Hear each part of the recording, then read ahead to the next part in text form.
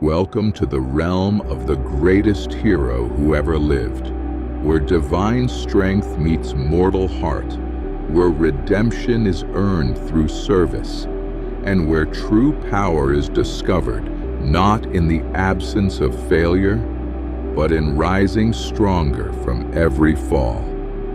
Tonight, we begin the legendary 12 Labors of Hercules, son of Zeus, strongest of mortals, and the most unlikely hero of all. For this is not the story of a man born perfect, but of a man who found perfection through imperfection, who discovered wisdom through folly, who earned his place among the gods by learning to serve humanity. You know the name Hercules, but do you know the man behind the myth? Do you know that his greatest strength came not from his divine muscles, but from his mortal heart? Do you know that before he became the hero of legend, he was broken by tragedy, driven mad by divine jealousy, and forced to earn his redemption, one impossible task at a time? This is that story. The story of how a man can fall so far that gods weep for him, yet rise so high that mortals worship him. The story of how strength without wisdom is destruction, but strength guided by service becomes salvation. The story of how the greatest heroes are not those who never fail, but those who transform their failures into the foundation of their greatness. Tonight, we journey to the hills of Nemea, where a lion with hide impervious to all weapons terrorizes the countryside. This is no ordinary beast, but a creature born from chaos itself, immune to spear and sword, arrow and axe. Men have tried to kill it with every weapon known to mortals. All have failed. All have died. But Hercules must succeed, for this is his first labor, assigned by the oracle at Delphi as payment for the greatest crime a hero can commit. He comes not as a conquering god, but as a penitent man. He comes not in pride, but in humility. He comes not to prove his strength, but to prove his worthiness to carry it. As you settle into your bed tonight, prepare to learn what true strength means. Not the strength that breaks, but the strength that builds. Not the strength that destroys, but the strength that protects. Not the strength that serves the self, but the strength that serves others. This is the strength that transforms not just heroes, but every man who chooses to embrace it. Let your breathing match the rhythm of a hero's heart, steady and strong and ready for whatever trials await. Feel your body growing heavy as the bronze shield of ancient warriors, grounded and prepared and unshakable in purpose. Close your eyes and let the golden light of dawn carry you toward the wisdom that only the greatest trials can teach. Tonight, you discover the hero within yourself. Tonight, his strength becomes your strength. Be calm, be clear, be dangerous. Take 3 deep breaths with me now, drawing in not just air, but the strength of every hero who has faced impossible odds and found a way to prevail. In through your nose, hold the power of ages. and release slowly through your mouth, releasing all doubt about your own capacity for greatness. With each breath, feel yourself connecting to the ancient source of heroic strength that flows through every man who refuses to surrender, who gets back up no matter how many times he falls, who turns his greatest failures into his greatest victories. Your breath becomes a bridge between ordinary existence and extraordinary potential. Feel your body beginning to settle into the comfort of your bed, but notice too how your chest expands with quiet confidence, how your shoulders settle not with defeat, but with the relaxed power of a man who knows his own worth. This is not the tension of striving, but the calm certainty of someone who has discovered the hero within. Like Hercules preparing for his first labor, you too are preparing to discover what you're truly capable of. Starting from the crown of your head, imagine a golden light of divine strength beginning to flow down through your body. This is not just physical power, but the deeper strength that comes from purpose, from service, from the determination to become worthy of the gifts you've been given. Feel it flowing down your forehead, clearing away the fog of self-doubt and limitation, down around your eyes, helping you see not just what is, but what could be. This light carries the wisdom of every hero who ever lived, that true strength is not the absence of struggle, but the presence of purpose in the face of struggle. Take another deep breath and let this heroic light begin its work of awakening the giant that sleeps within your soul. The golden light of heroic strength moves down your neck and shoulders, not creating strain or tension, but building the kind of power that comes from deep within, the strength that has carried heroes through their darkest hours. Feel each muscle relaxing into its natural power, letting go of everyday stress while embracing the deeper strength that lies dormant in every man. Your arms grow heavy and relaxed, yet within them you can feel the quiet potential that flows like rivers of gold beneath the surface.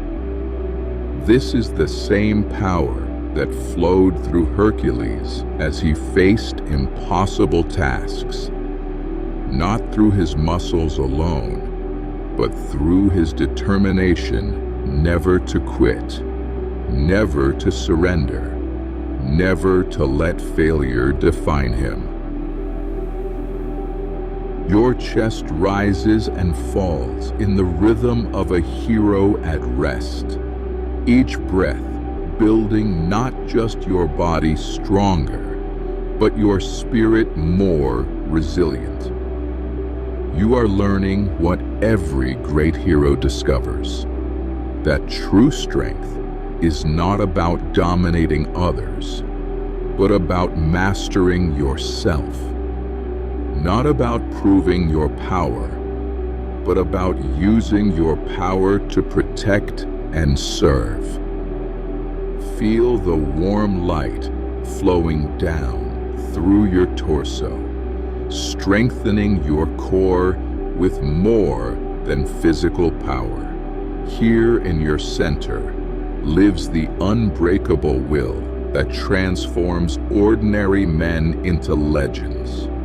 The determination that says, "I will find a way or make one." The courage that faces impossible odds with unshakable faith. The light continues down through your hips and thighs, building the foundation of a hero who stands firm when others fall, who carries on when others quit, who finds strength not in the absence of obstacles, but in the determination to overcome them. Your legs grow heavy, sinking into the bed as if they're resting after a great victory. But within them flows the power to carry you wherever courage demands. Down through your calves and feet, the golden light completes its journey, leaving you completely relaxed, completely at peace, yet completely prepared to face whatever challenges life may bring. You are ready now to learn from the greatest test of heroic strength ever faced. Feel this power settling into your very bones, this heroic potential becoming part of who you are destined to be. Your mind grows quiet and receptive, like the still surface of a mountain lake that perfectly reflects the strength of eternal peaks, calm and ready to mirror the heroic wisdom of ages. All the noise and distraction of ordinary life falls away, leaving only what truly matters, the hero you were born to become. Like Hercules, standing before his first labor, you are ready for whatever wisdom this ancient tale of strength and redemption will bring to your dreams. You are grounded in this moment of peace, yet open to the adventures that await in the realm where heroes are forged through fire and emerge as gold. You are safe. You are calm. You are ready to learn from the trials of the greatest hero who ever lived, knowing that his strength will awaken your strength. His perseverance will kindle your perseverance. His redemption will inspire your own journey toward greatness. Notice how your breath has become the breath of a hero at rest, deep, controlled, peaceful but alert, ready for whatever battles must be fought. You are neither tense with fear nor loose with complacency.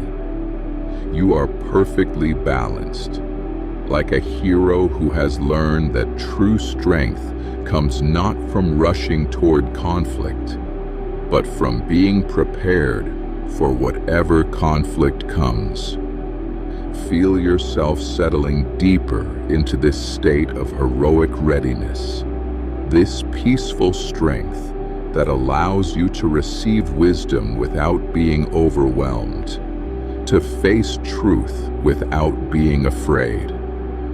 Your mind is clear as mountain air, your heart strong as ancient oak, your spirit unbreakable as the bonds of brotherhood that unite all true heroes.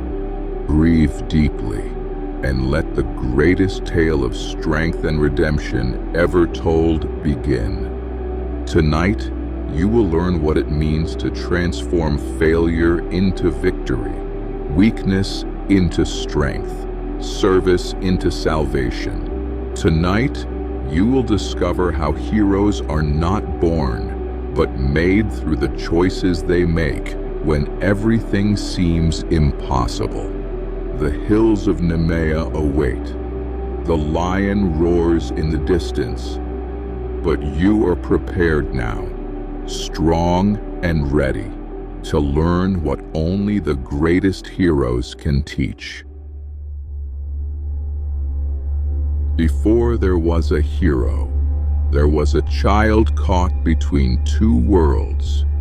Hercules, son of Zeus, the king of gods, and Alcmene, a mortal woman of extraordinary virtue.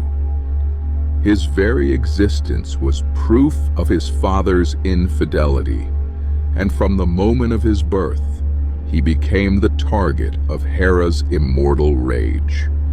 The queen of Olympus, Zeus's wife, could not punish her husband for his wandering heart, so she turned her divine fury upon the innocent child. While still in his cradle, she sent two serpents to kill him, but even as a baby, Hercules possessed strength beyond mortal understanding. He crushed the serpents with his bare hands, laughing as he played with what should have been instruments of his death. This was both blessing and curse. His divine strength grew with him, but so did the jealousy of the goddess who watched his every step.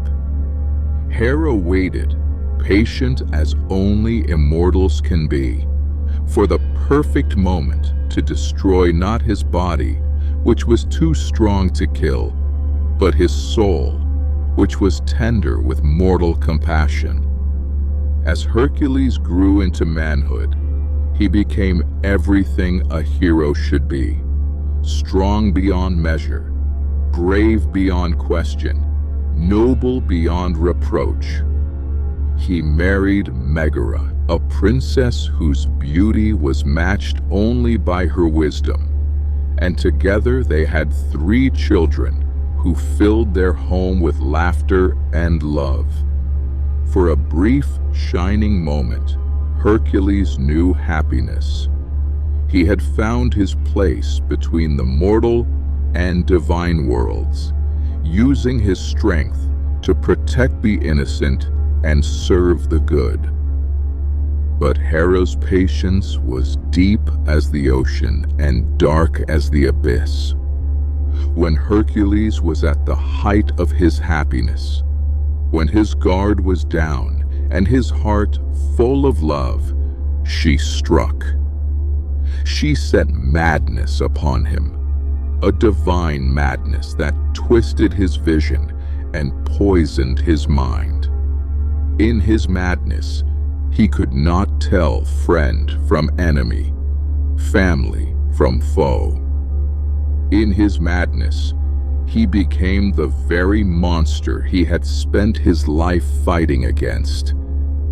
When the madness lifted and his vision cleared, Hercules found himself surrounded by the bodies of those he loved most: his wife, his children, all dead by his own hands.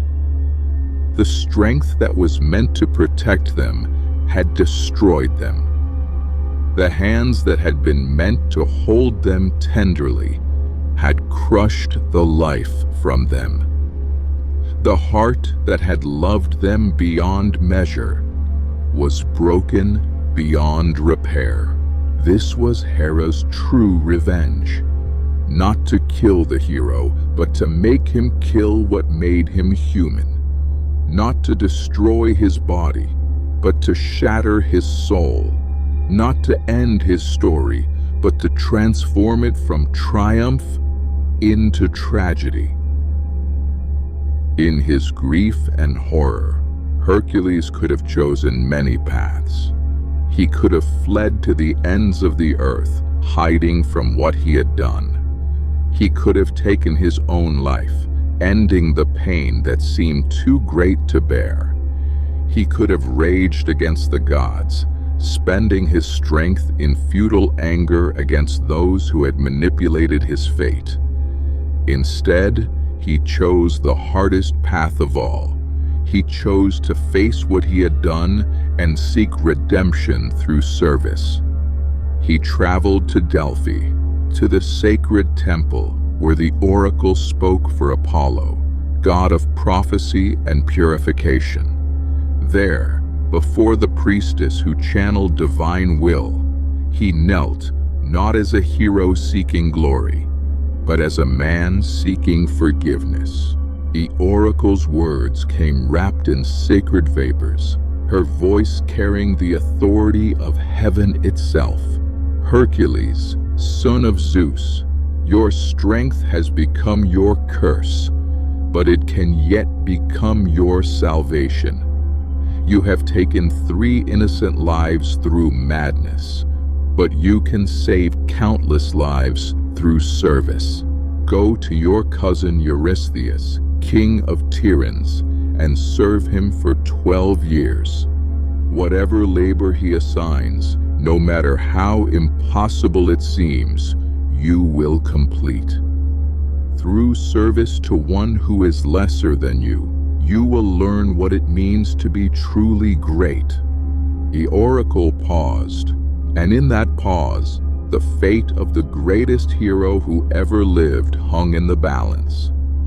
Then she spoke again, and her words carried hope as well as judgment. Know this, son of Zeus. Your strength was given to you not for your own glory, but for the protection of humanity. Every monster you slay, every impossible task you complete, every act of service you perform will restore what was broken. In saving others, you will save yourself. In serving the world, you will earn your place among the gods. Hercules rose from his knees not as a broken man, but as a hero reborn. He understood now that his greatest trial was not behind him, but ahead. He understood that redemption could not be given, only earned. He understood that true strength was not the power to take life, but the power to preserve it. When he arrived in Tyrants, his cousin Eurystheus looked upon him with fear and envy.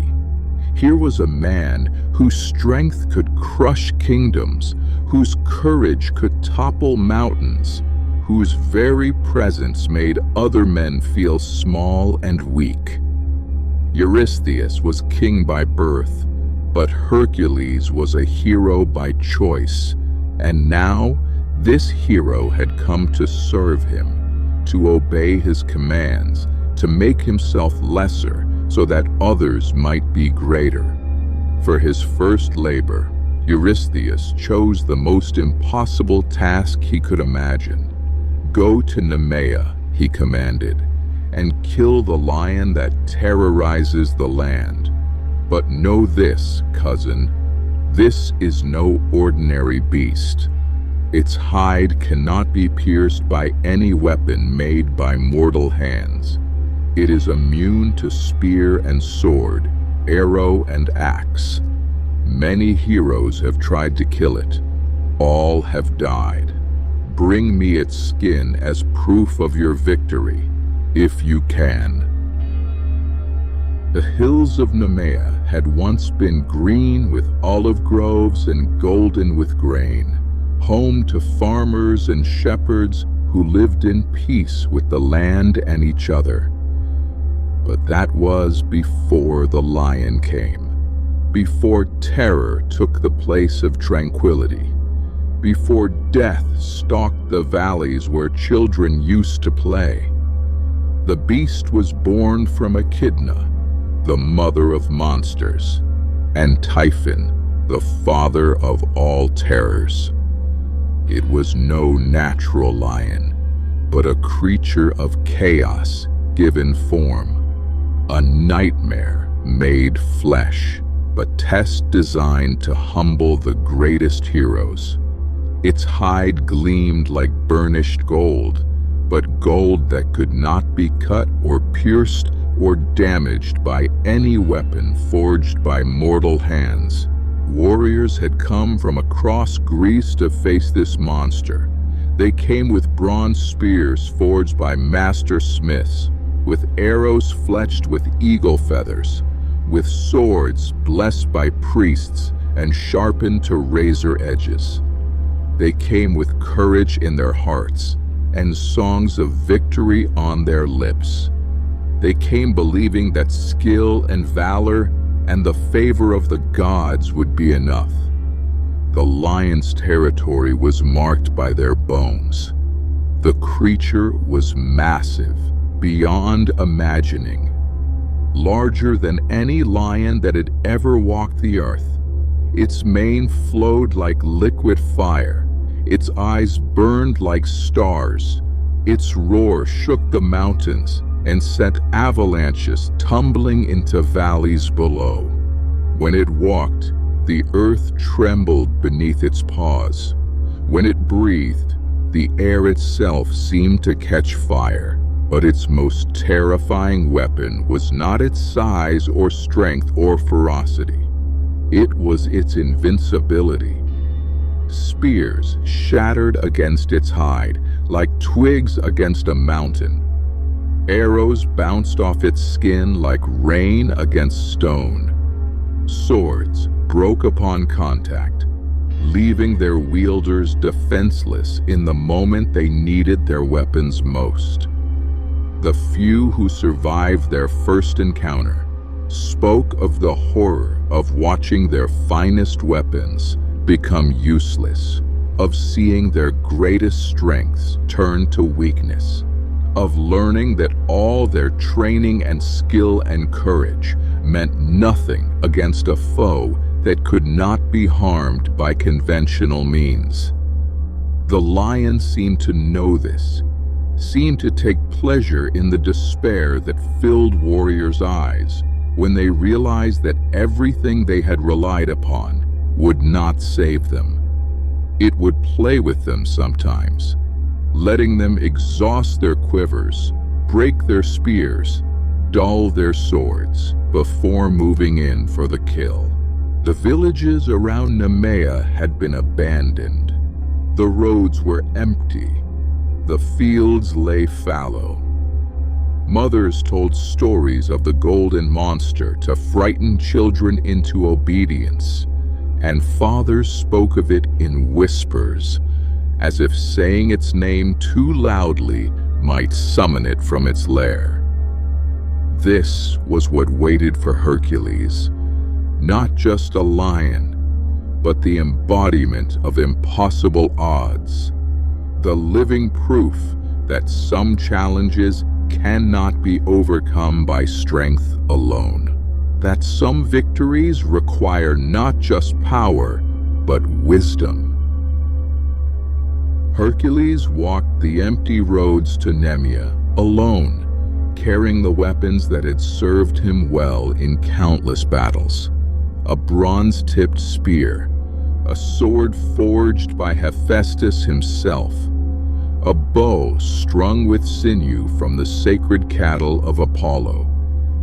These were weapons worthy of a hero, blessed by gods and tested in combat. But as he walked, a growing certainty settled in his heart that they would not be enough. He had faced monsters before, but never one like this. He had conquered enemies that seemed impossible to defeat, but always through the application of greater strength, faster reflexes, better strategy. This time, all reports agreed those advantages would mean nothing. This time, the very tools of heroism might prove useless. As he entered the lion's territory, the silence was oppressive. No birds sang, no insects buzzed. Even the wind seemed afraid to disturb the air in this place of death. The bones of previous heroes lay scattered along the path, white as pearls in the fading light. Each one a testament to the futility of conventional warfare against an invincible foe. Hercules stopped beside the skeleton of a warrior whose bronze armor still gleamed despite years of exposure to wind and rain. The man had been tall, strong, well-equipped. His spear had been expertly crafted, his sword perfectly balanced. None of it had mattered. He had died just as surely as if he had come naked and unarmed. For a moment, doubt crept into the hero's heart. Not doubt about his strength, that had never failed him. Not doubt about his courage, that burned as bright as ever. But doubt about the nature of the challenge he faced. What if this was not a test of strength at all, but a test of something else? What if the answer lay not in how hard he could strike, but in how clearly he could think? He knelt beside the fallen warrior and spoke a prayer for the dead, promising that their sacrifice would not be forgotten, that their failure would teach him what success required. Then he rose and continued into the heart of the lion's domain, no longer thinking like a warrior who relied on weapons, but like a hero who must discover what lay beyond weapons. The sun was setting as he reached the lion's lair, a cave in the side of a mountain that opened like a mouth ready to swallow the unwary. The smell of death hung heavy in the air, mixed with something else, something wild and primal and utterly alien to the civilized world. This was the smell of chaos itself, of forces that existed before gods brought order to the universe. From deep within the cave came a sound that made Hercules' divine blood run cold. Not a roar, but something deeper, more fundamental. The sound of a predator that had never known defeat, never experienced fear, never doubted its own invincibility. The sound of absolute confidence in its own power to destroy whatever dared to challenge it. Hercules set down his weapons and considered his options. He could wait for the beast to emerge, giving himself the advantage of open ground and room to maneuver. He could try to trap it somehow, using the environment as his ally. Or he could do what every other hero had done, rely on strength and hope it would be enough. But as he stood there in the gathering darkness, another possibility began to form in his mind. What if the key to victory lay not in doing what others had done better, but in doing what others had never thought to try? The lion emerged from its cave as the last light of day faded from the sky, and Hercules understood immediately why so many heroes had died. The beast was magnificent and terrible beyond description, its golden hide rippling with muscle and power, its eyes burning with intelligence and malice. This was no mindless monster, but a thinking predator that had learned to take pleasure in the despair of those who faced it. Hercules raised his spear and let it fly with all the strength his divine heritage provided. The bronze tip, forged by master smiths and blessed by gods, struck the lion's flank with force enough to pierce the bronze armor of any mortal warrior. The sound of impact rang across the hills like a bell, but when the echoes faded, the spear lay in pieces on the ground, its shaft splintered, its head blunted to uselessness. The lion looked at the broken weapon, then at Hercules, and in its eyes was something that chilled the hero's blood: amusement. The beast was enjoying this. It had played this game before, countless times, with countless heroes. It knew how the game would end. Hercules drew his sword and charged, bringing the blade down in an arc that would have split a boulder in two. The sword struck the lion's shoulder and shattered like glass, leaving him holding nothing but a broken hilt. He dove aside as the lion's massive paw swept through the space where he had been standing, claws that could have torn through marble, missing him by inches. Again and again he tried, using every weapon he had brought, every technique he had mastered. His arrows shattered against the golden hide, his club, carved from the wood of a sacred oak, splintered to kindling. Everything that had made him a hero, everything that had given him confidence in 100 battles, proved utterly worthless against this foe. But as his weapons failed, something else began to succeed: his mind. Each futile attack taught him something about the beast. Its hide was truly invincible. That much was clear. But it was still a living creature, still bound by the laws that governed all life. It needed to breathe. It needed to see. It felt pain, even if it could not be wounded. Most importantly, it was proud. It had grown accustomed to victory, comfortable with its own invincibility. It had never needed to adapt, never needed to learn, never needed to change its tactics, because brute strength and an invulnerable hide had always been enough. Hercules began to circle the beast, no longer trying to attack, but studying it like a philosopher studying a problem. The lion, frustrated by his change in behavior, began to stalk him in return. It was used to heroes who fought until their weapons broke and then died in despair. It was not used to heroes who treated it like a puzzle to be solved rather than an enemy to be defeated.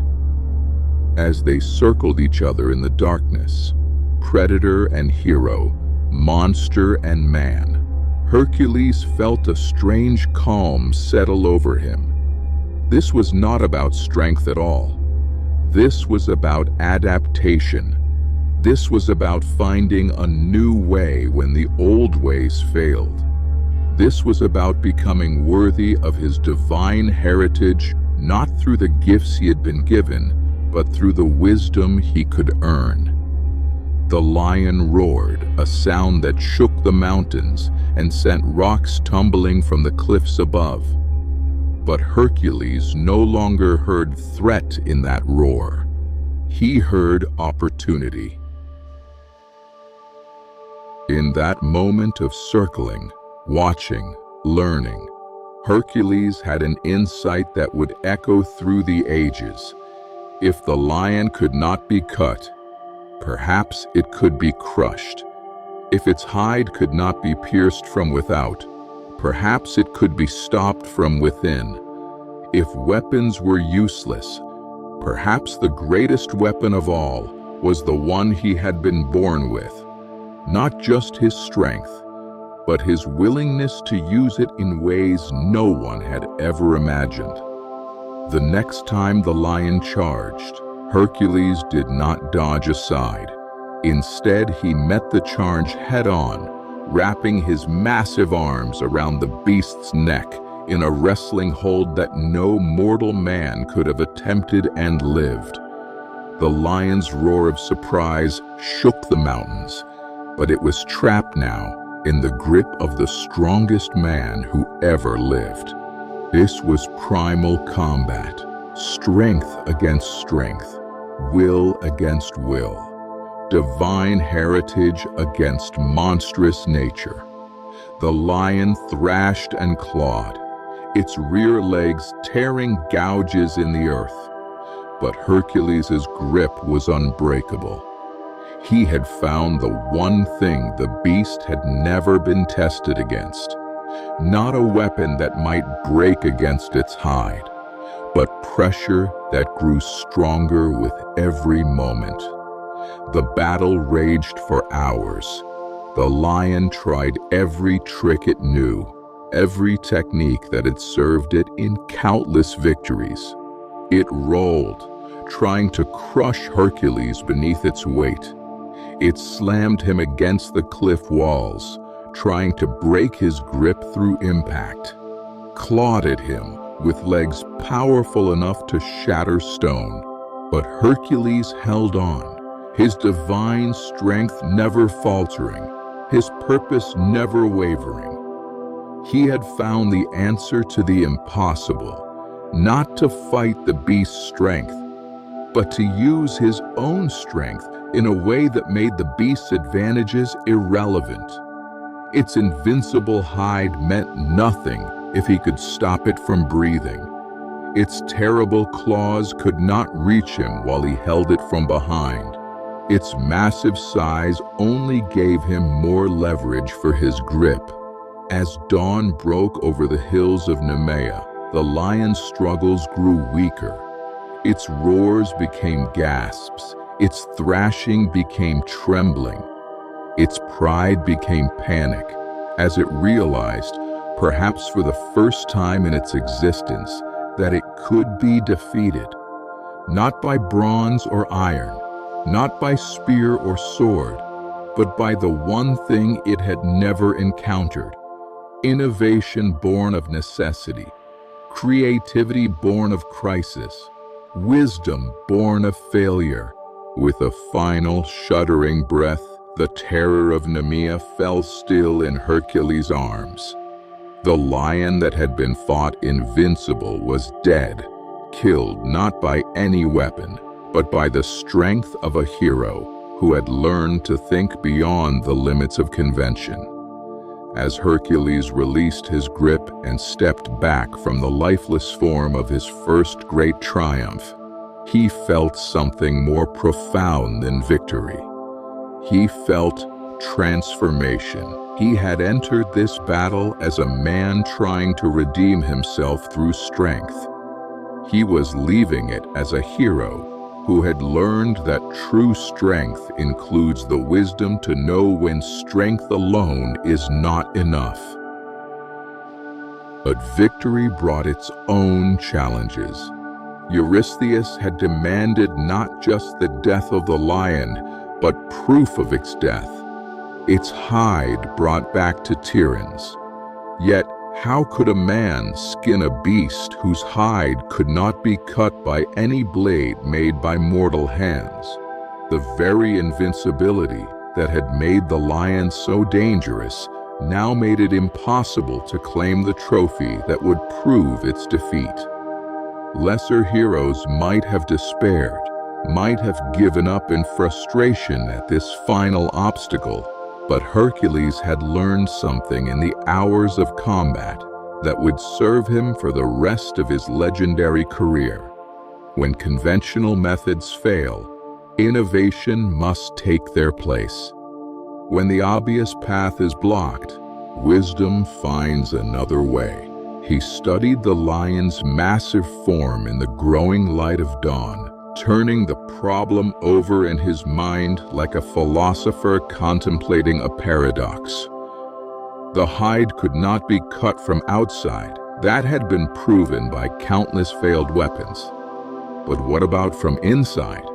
What if the only tools capable of working with the lion's hide were the lion's own tools, working with the patience of a craftsman and the precision of a surgeon?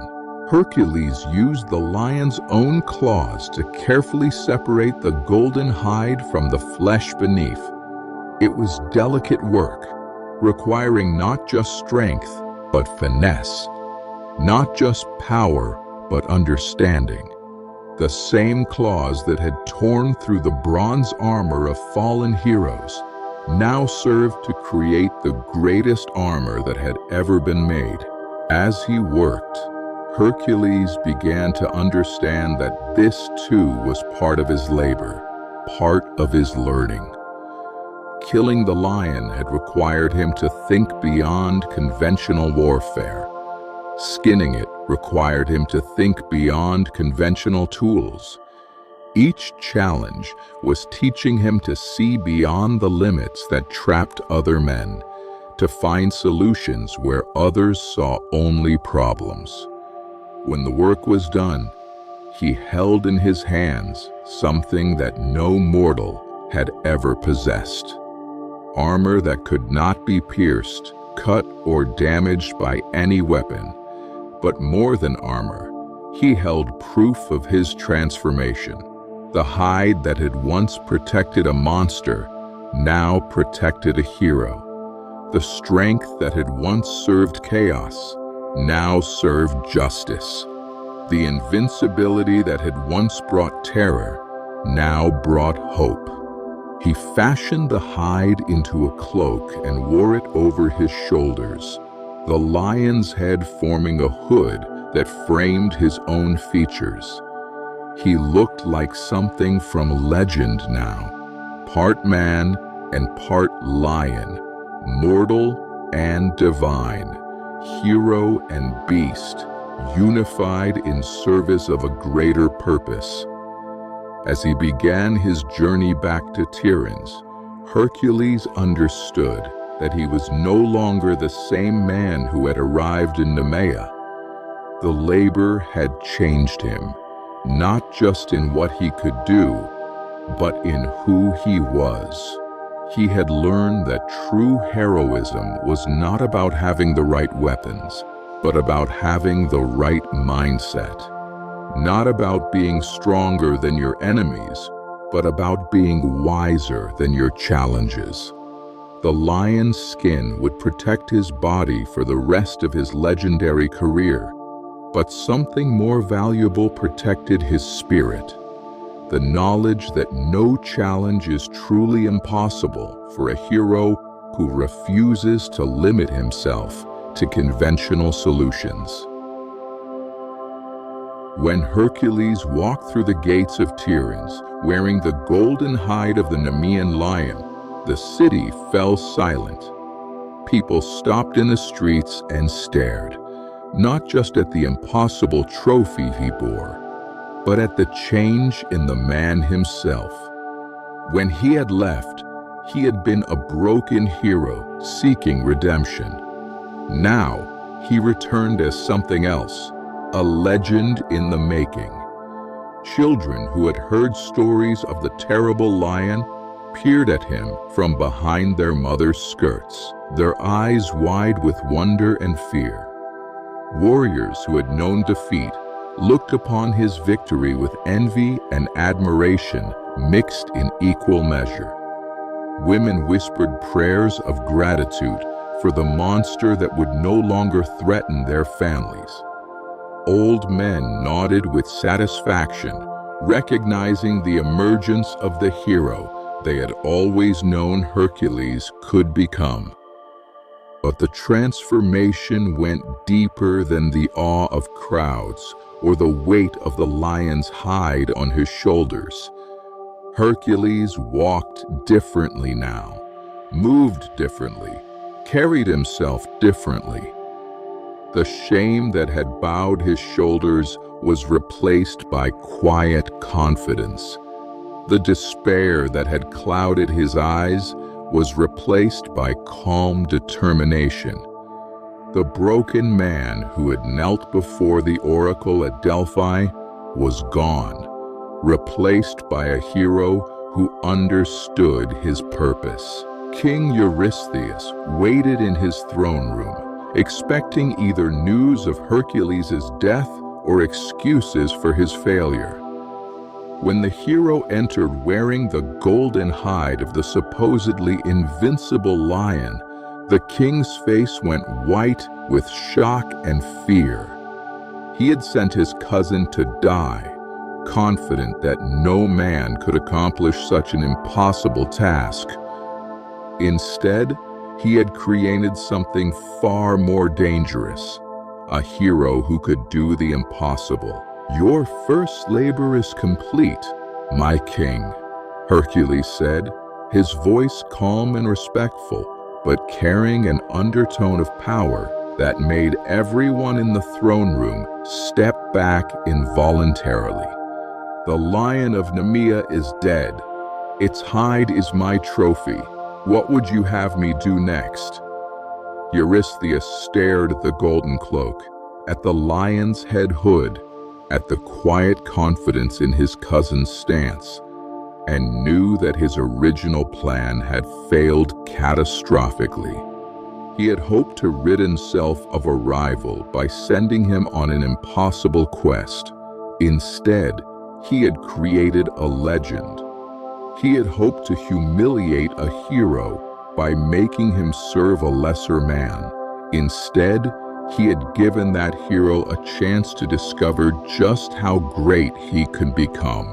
But there was no backing down now.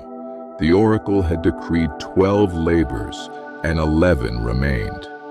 If one impossible task had only made Hercules stronger, perhaps the next would finally break him. Perhaps the next monster would succeed where the lion had failed. Perhaps the next challenge would prove too great even for the son of Zeus.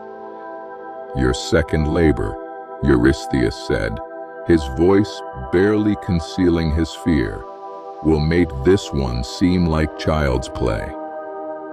There is a hydra in the swamps of Lerna, a creature with 9 heads that grow back when cut off.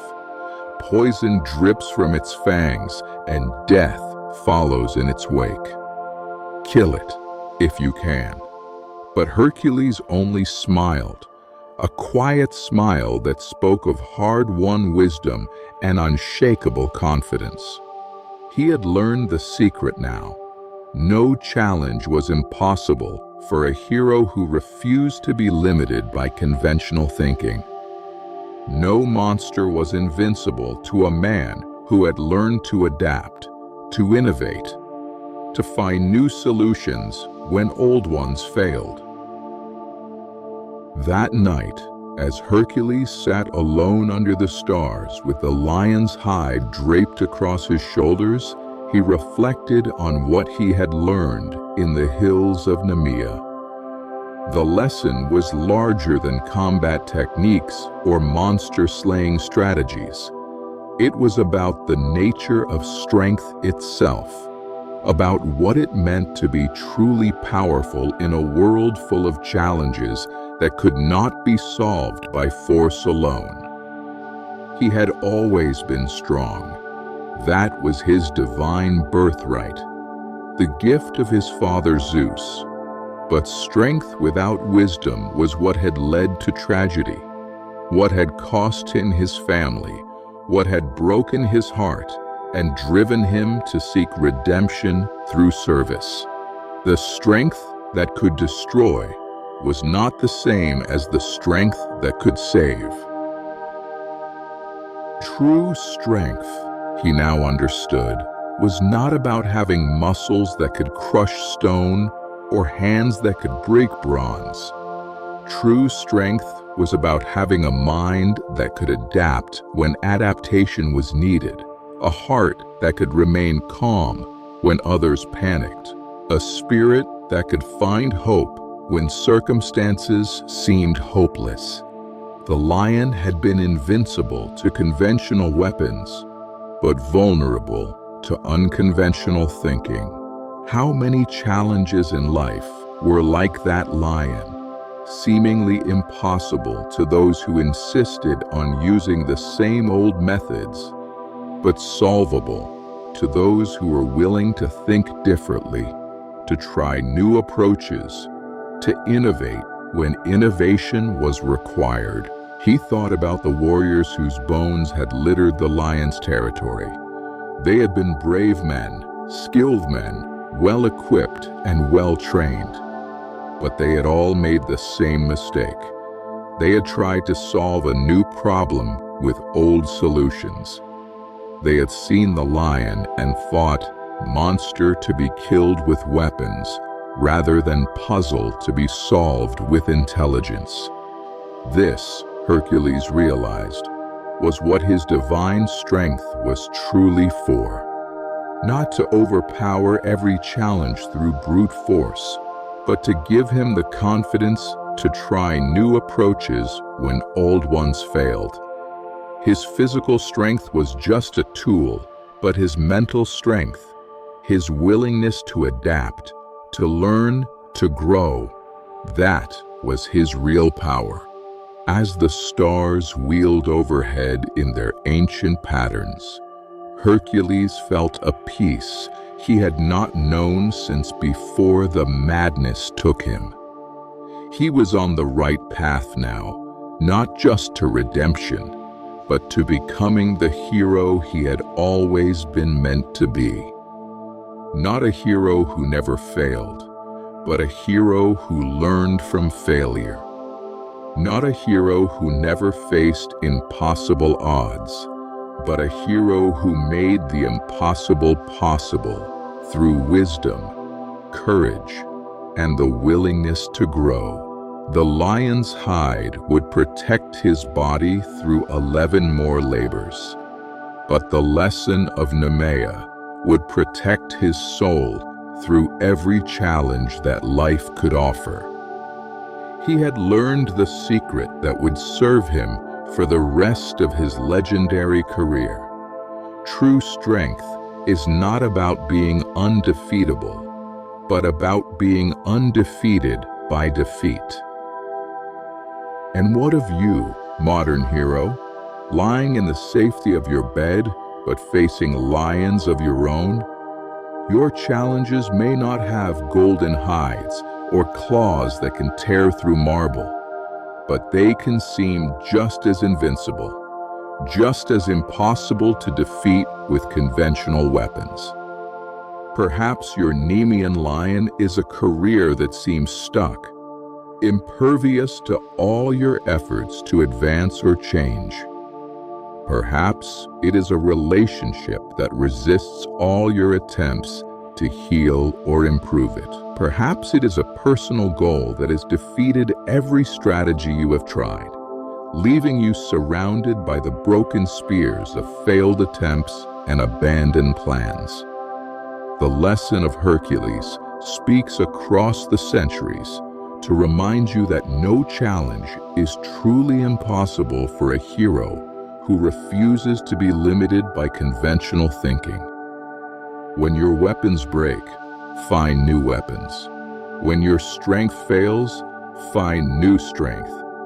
When your methods prove inadequate, find new methods. The lion's greatest advantage was not its invincible hide, but the fact that every hero who faced it tried to fight it the same way. They all brought spears and swords and arrows because that is what heroes were supposed to use. They all fought from a distance because that is how monster slaying was supposed to work. They all failed because they all refused to adapt when adaptation was required. But you are different.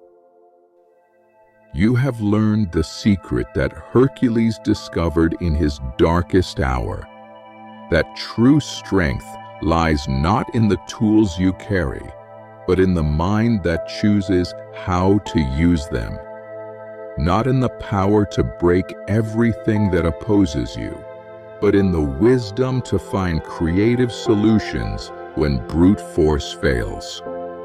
Your divine heritage may not be as obvious as Hercules's, but it is just as real. You were born with the capacity for greatness, the ability to adapt and grow and overcome challenges that seem impossible to others. You carry within you the strength to wrestle with lions, the wisdom to innovate when innovation is needed, the courage to try new approaches when old ones fail. Rest now in the knowledge that every impossible challenge you face has been faced before by heroes who found the way through. Rest in the strength that flows from adaptation, from creativity, from the willingness to grow when growth is required. Rest in the confidence that comes from knowing that true heroism is not about being perfect, but about being persistent. Not about never falling, but about always getting back up. Close your eyes now, hero, and let the golden light of divine strength settle into your bones, your muscles, your spirit. Feel yourself wrapped in the invisible armor of wisdom earned through challenge, protected by the knowledge that no lion is truly invincible to a hero who refuses to give up. Tonight, your dreams will be filled not with monsters and fear, but with the quiet confidence of one who knows that every challenge is an opportunity to grow. Every failure is a chance to learn. Every impossible task is a puzzle waiting to be solved by a mind that refuses to accept limitations. The hills of Nemea sleep now in peaceful silence, no longer terrorized by the golden monster, but blessed by the memory of the hero who proved that innovation conquers invincibility, that wisdom defeats brute force, that a man who learns to adapt can overcome any challenge the world can offer. Sleep well, modern Hercules. Tomorrow brings its own labors, its own opportunities to prove that true strength lies not in the absence of obstacles, but in the presence of the heroic spirit that refuses to be defeated by them. Tonight, rest in the knowledge that you carry within you the same power that turned a broken, grieving man into the greatest hero who ever lived. The ancient strength flows through your dreams now, carrying you toward rest that renews, peace that strengthens, wisdom that prepares you for whatever lions await in the morning light. A heroes of old rest now in the peaceful embrace of legend, their strength echoing through time to awaken the hero within every man who chooses courage over comfort, growth over stagnation, innovation over convention. Sleep well, inheritor of ancient strength. Tomorrow brings its own labors, its own opportunities to prove that the blood of heroes flows in your veins, that the wisdom of ages lives in your heart, that the strength to overcome impossibility sleeps within your spirit, waiting to be awakened. The golden hills of Greece become your peaceful dreamscape now, where lions sleep in peace and heroes rest in strength, where ancient wisdom becomes your guidance and timeless courage becomes your inheritance.